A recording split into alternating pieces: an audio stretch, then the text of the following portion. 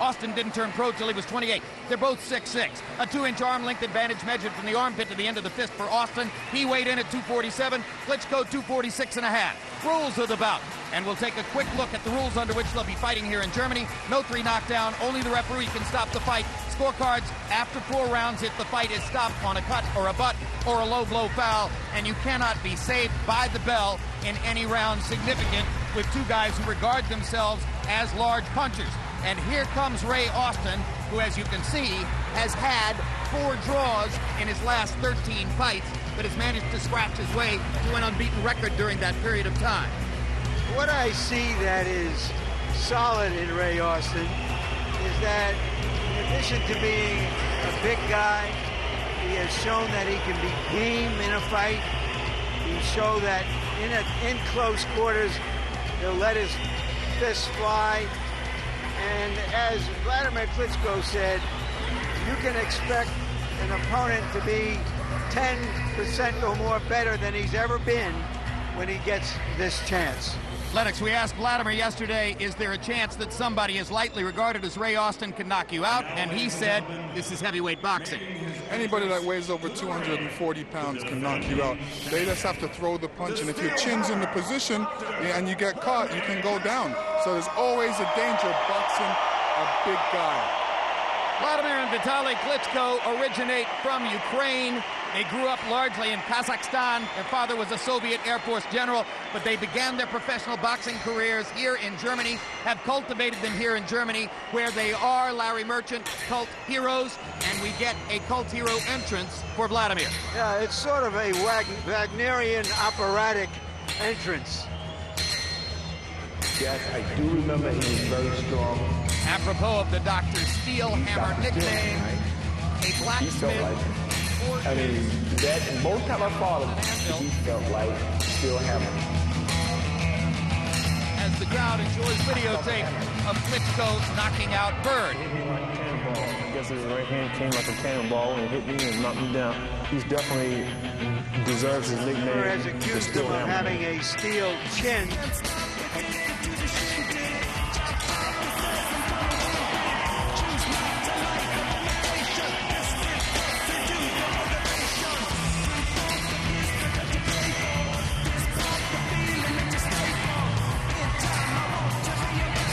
Is this kind of entrance an honor, a pressure, or a distraction, Lennox? Well, it depends. I would say it's an honor, but I don't believe that Vitaly is bothered by it because he's such a focused individual, as you can see by his eyes as he walks down. You know, Wladimir is in his own world. He's focused on the fight. He knows what he needs to do in there, and I think he wants to do it. But these are the kind of entrances he's used to in Germany, and he's always gone through them throughout his career. It looks like the statue of David come to life. And you see Emmanuel Stewart leaping into the ring before him, all business, hoping to keep his fighter focused amid the hoopla. Wladimir is very focused as well. You know, you don't even see him crack a smile. That's how serious and focused he is. Let's go to ring announcer Michael Buffer for the official introductions.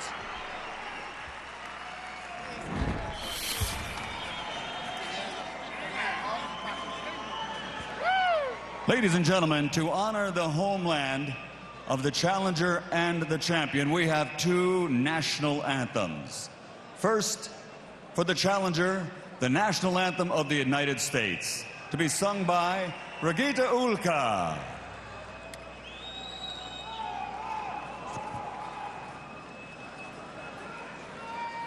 Oh, say, can you see by the dawn's early light what so proudly we hailed at the twilight's last gleaming, whose broad stripes and bright stars through the perilous fight o'er the rampart sports we watched were so gallantly streaming, and the rockets reckless, the bombs bursting in air, gave proof through the night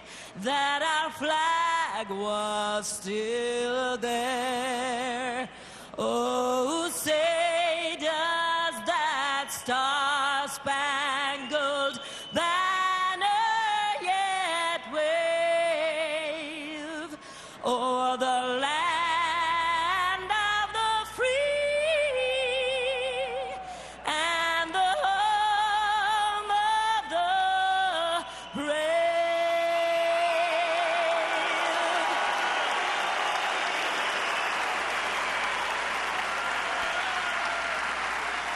And now, ladies and gentlemen, for the champion, the national anthem of Ukraine, performed by Ruslana. Ще не вмерла України ні слава, ні воля. Ще нам, браття молоді, усміхнеться доля. Згинуть наші вороженьки, як роса на сонці. Запануєм і ми, браття, у своїй сторонці.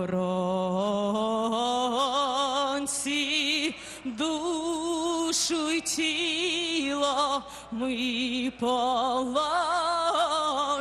за нашу свободу і покажем, що ми браття козацького роду.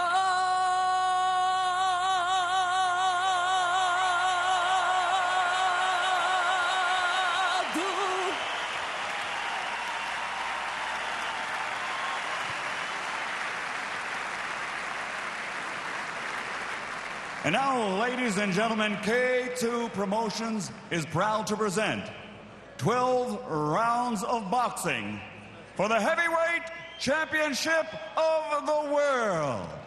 Brought to you in association with Don King Productions, HBO World Championship Boxing, and RTL. Sponsored by CAPS, the natural drink. Sanctioned by the German Boxing Organization, supervisor at ringside, Mr. Lothar Neumann. The International Boxing Federation, President, Ms. Marian Mohammed. The International Boxing Organization, President, Mr. Ed Levine. The 3 judges at ringside scoring this bout on the 10-point system are: from England, Mr. Roy Francis. From the United States, Mr. Steve Weisfeld. And from Australia, Mr. John Wright. And inside the ring, the man in charge of the action at the bell, from the United States, referee Mr. Eddie Cotton. And now, ladies and gentlemen, und jetzt, meine Damen und Herren, von Mannheim, Deutschland, let's get ready to rumble!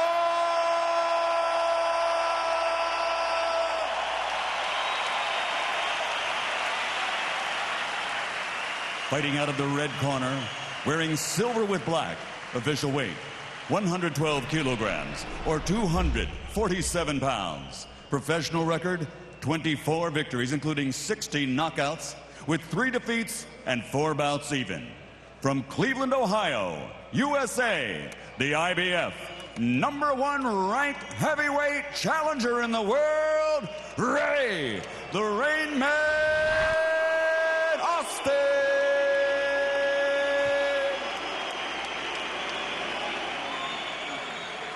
Fighting out of the blue corner, wearing burgundy with gold, official weight 111.8 kilograms or 246 1/2 pounds.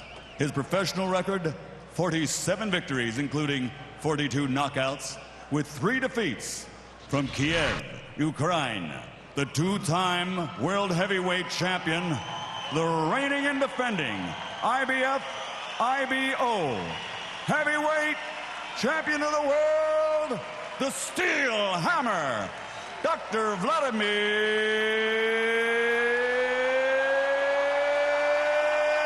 Klitschko.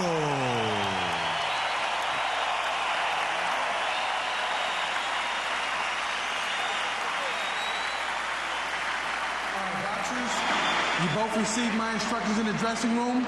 Obey my commands. Protect yourself at all times. All right, let's touch gloves. I expect a good, clean fight. Go. Wladimir Klitschko believes that Austin's only chance is to come out and try to catch me. Is that what Austin has in mind?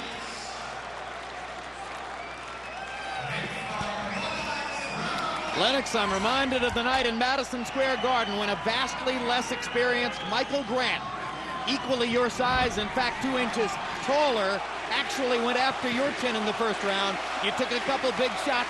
Ultimately, the strategy backfired against him. Let's see if that's what Austin will try to do. Yes, Austin seems like he just wants to give Wladimir some movement and show him some different angles right now before mounting an attack. Well, at any second, Wladimir's got a right hand that comes out like a torpedo, so Ray better watch it. Austin has been in the past, by his own admission, a relatively stationary fighter. Says that one of the things he's been learning with new trainer Stacy McKinley is the movement and the chance to use his feet a little bit. Obviously trying to show that in the first round to perhaps initially nullify the Klitschko jab. Once Austin settles in on his feet, Wladimir can be expected to go to work trying to pump the jab. It's what set up knockouts against both Bird and Brock. There's a left hook from Klitschko, an early use of that punch, which he throws perhaps better than most other fighters in the division. Austin pawing with the jab. Klitschko may look for a chance to counter over it. Well, it looks like he's setting something up right now. He's setting Austin up with a jab, a left hook, which is a great punch for him because Austin doesn't really keep his hands too high. And anytime Austin throws a left hook or a jab, that right hand kind of drops to the side of his face a little bit. Austin flicking his jab out, but well short of Klitschko's distance. Klitschko stuffs his jab into Austin's grill. See what happens in situations like this. Klitschko's throwing that jab, which is going to hurt him. And Austin's going to say, listen, I don't like that jab. And he's going to put his hand up to protect against it. Then Klitschko's going to come around with a left hook. Wladimir able to snap his jab into Austin's face early. Austin has been short with his jab. Austin tries a left hook. Wladimir partially blocks it with the right hand. Klitschko very focused in the first 2 minutes. None of the kind of drift that we saw, for instance, against Corey Sanders the night that he was knocked out before an adoring crowd here in Germany. Now Austin begins to find his range, stepping in just a little bit to land a right hand to the body. Earlier he landed a jab. Gets the jab into Klitschko's face again. Klitschko is, I should say, Austin's been a little bit successful with a light jab, trying to outbox someone who everyone believes is the better boxer. Wladimir's showing some good patience here. Maybe he should pick up his jab just a little bit more, but showing good poise and patience. Doesn't waste too many shots. He doesn't like to waste too many shots like any heavyweight does, but he's very successful and very accurate with it. 3 of the last 4 fights have gone the distance for Ray Austin, so he's not unaccustomed to going 12 rounds. Wladimir Klitschko would seem to have won that round fairly easily on the scorecards. His speed can't match your speed. Totally in a different class. You got any butter or something on it? Okay. His speed is just so slow. You're starting to get to him with the hook here. Just start picking it up a little bit more. These 2 right here, he'll never see the right hand because he's getting frustrated because every time he's trying to go, you're going back. Now he's kind of hesitating. So I'd work it to him a little bit more with this your hand, okay? Just get busy with your left hand. And the other, the right hand, he'll never see it. Let's start working, okay? Don't get over anxious. You're doing all right? Keep stepping with that double jab. Put that little straight right hand to the body sometime, all right? Okay, relax. There ain't nothing to it. Give me that. Nothing to it but to do it. Okay? Y'all boxing that round. This guy's slow. But watch it, because he's going to try to crack your left hook right hand, all right? Let's go. Come on, let's go. Let's go.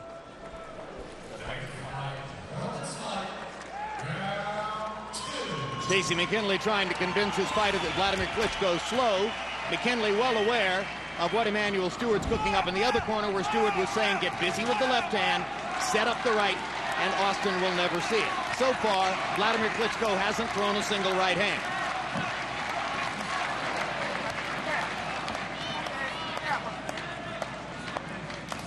Austin's corner not asking for too much offensively. Just want him to try to land a double jab, maybe get in a right hand to the body. Klitschko being cautious as he approaches toward a closer distance. Wladimir mixing the hook with the jab, still throwing exclusively the left hand.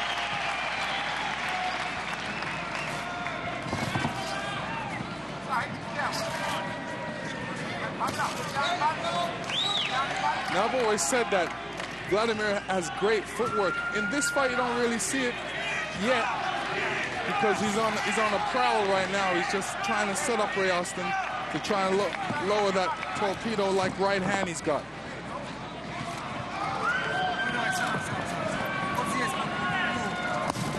There's a big left hook from Klitschko, and the second left hook knocks Austin down. And that's the left hook I was telling you about. Sets it up with a jab, and then he comes across with a left hook. I don't think Ray Austin's going to beat the count. It's over. Is done on two left hooks from Wladimir Klitschko, who never once had to unleash his right hand in the fight. And Larry Merchant, you suggested Austin was outclassed. That turns out to be prophecy. Yeah. Regarding the left hand of Klitschko, too much of a good thing, as Mae West said, is a good thing. And you know, if Klitschko didn't hit him with that left hand, that right hand was coming. So, you know, that's his arsenal. A great left jab, hard left jab, which keeps you occupied. Then he throws that left hook, which has just amount of the same power, even more power. And if Ray Austin would have caught that on his glove, that right hand was definitely coming across. How do you account for Austin, a guy who went the distance in 3 of his last 4 fights against Donald, Beck, and Ibragimov, going down on 2 left hooks, and Klitschko didn't even seem to really unload on those punches? No, I mean, you know, I said it was a relatively easy fight for Wladimir, and it was. But mentally, the fight is always hard because you never know what the other guy's going to bring. You know that the other guy is going to have the biggest fight of his life, and this is his big chance, and he's the underdog, and he's going to take some chances out there. So. But he wouldn't take the chances. No, he didn't take the chances. Lennox, he refused to take the chance. Everybody thought, well, maybe he can catch him. Let's take a look now at the double left hook. Boom. There's the first one. I think Austin's gone after that. The second left hook gets into his face. 1, 2, 3, 4. I think there are actually 4. There was 5. Yeah. Well, with a glancing blow on the 5th. I give him credit for a double left hook. I think Austin's basically gone after the first one, wouldn't you say, Lennox? Yeah, he was hurt from the first one. And, you know, Wladimir set that up pretty good because if you look at where Austin was on the ropes, you know, he had no way of getting out of the way of that because the ropes was behind him. Jim, as I said earlier, his triumph was just getting here. An unlikely genesis for Ray Austin to make it to a title shot after not having turned professional until age 28. We mentioned the left hook is a punch that Wladimir Klitschko throws perhaps better than anyone else in the division. Austin was clearly looking for right hands and seemed never to really see that coming, Lennox. Right. I mean, it's a situation where, you know, you have limited talent and you're up against a guy that has a lot of talent, and this is his house, really, and you're just really glad that you got a chance to get here. And these kind of situations, you have to try and take advantage of it.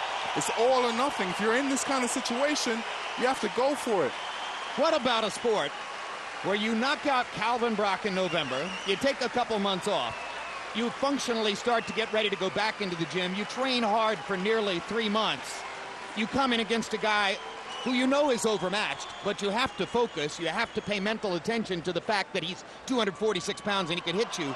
And it's all done in 4.5 minutes, and now you know your weight probably another 6 months to try to make a further mark on the division.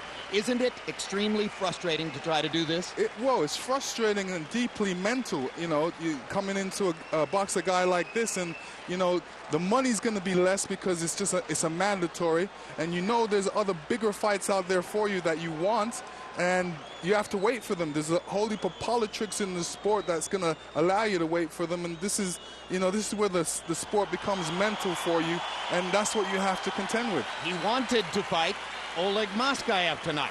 They couldn't put together the business details of a possible challenge against Moskaev, who is now waiting to fight his mandatory challenger, possibly Sam Peter, or possibly Vladimir's brother Vitaly, moving back into the picture and cherry-picking a spot like that. We asked Wladimir yesterday if it's not a distraction to him at this moment for his brother to return to the sport, and he didn't seem, Lennox, in my view, to say no to that. No, I mean, it's always great to have your brother in the sport, especially when both of you said that you both want to have heavyweight championship crowns, and yeah, he's definitely succeeded in that. You know, I'm shocked that Vitaly's back. Vitaly said he wouldn't come back unless I came back. I didn't come back, but he still came back, so he missed the sport more than I do. Well, and it will wait to see whether Vitaly Klitschko can actually negotiate the politics of getting the shot against Moskaev. It's not definite yet. Whether he can then make it through a training camp without being injured. He was injured in training 3 consecutive times, waiting to fight Hasim Rahman. And Wladimir Klitschko seemed to say yesterday, I'm no longer focused on the notion of us both being champions at the same time. My goal is to solidify the division for me. Yeah, and he's, you know, he's focused. Like I said, he's just got one goal in mind. He wants to become undisputed heavyweight champion for the whole heavyweight scene right now, and he's on his way. And incidentally, now Wladimir Klitschko gets to show off another of his human talents, because in the sequence of events which now follows in the ring, he'll conduct a live interview in German for German television. He'll conduct a live interview in English for American television, us, with Larry Merchant. He'll conduct a live interview eventually in Russian for Russian television, and probably a Ukrainian interview for Ukrainian television as well prior to leaving the ring. That's a lot of interviews. That's a lot of interviews, and that's a lot of middle demand for a guy who's trained for 3 months to prepare to knock somebody out.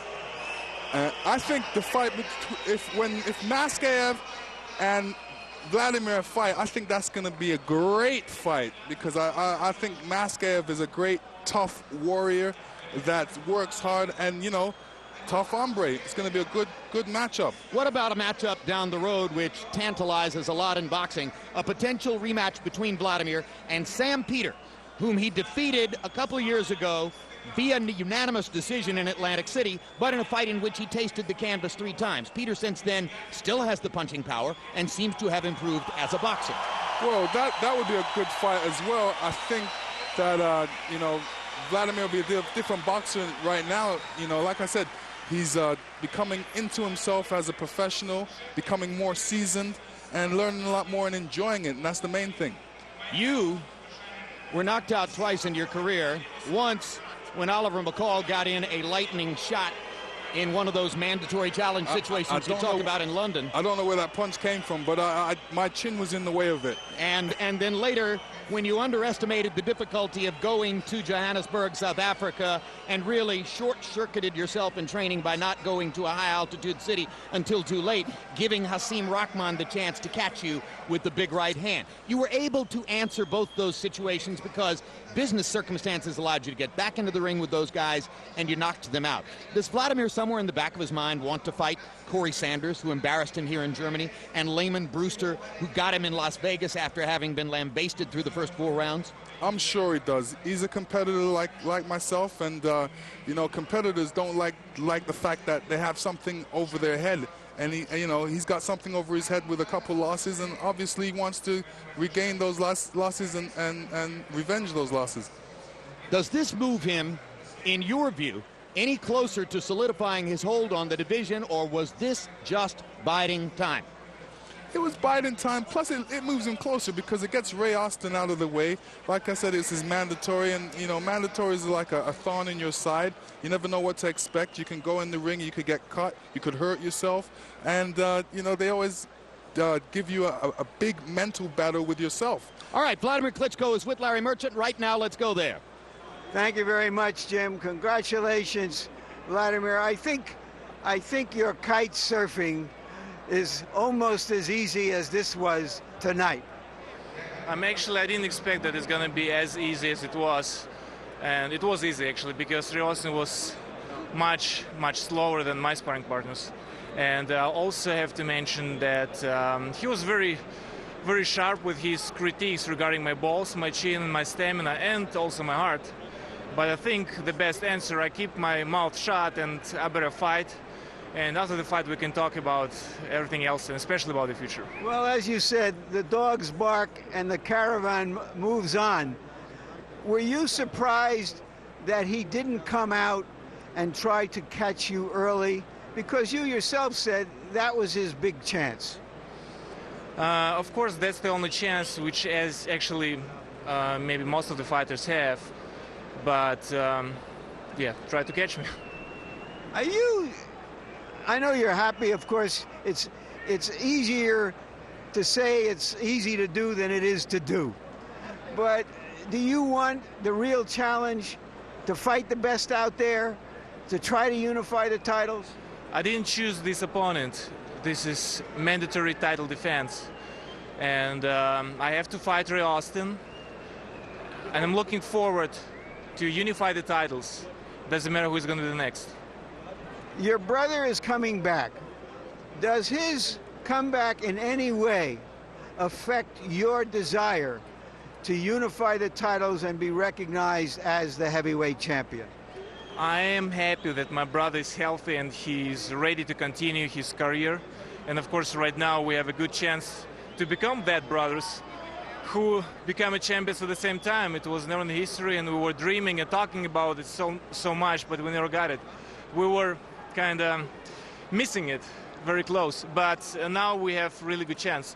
So doesn't matter who is next, we will split it between brothers, 2 for Vitaly, WBA, WBO maybe, and IBF, WBC maybe for me, so, or the either way.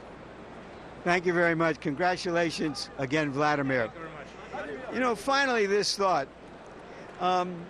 as distant as any unification now looks, because the sanctioning bodies and the promoters, whatever they say, really don't want to see it happen. And all of us want to see a dynamic and dominant heavyweight champion that captures our interest and our imagination. But as the saying goes, can we let the good be the enemy of the perfect? Wladimir Klitschko may not be a perfect heavyweight. There are no perfect heavyweights, but he's a pretty damn good one. Jim?